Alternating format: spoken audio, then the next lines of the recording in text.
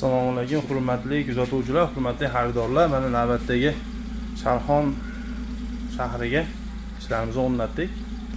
Ko'rishingiz mumkin. Joylarimiz 3,5 metrga, bo'yi 2,35 ga chiqqan. Koreyskiy yaxshi akrillardan. Davchilik mexanizm, polkalari yaxshi joyida. Qimmat sushilkalardan qo'yib berganmiz. Hammasi bonus bo'lgan. Ko'rishingiz mumkin.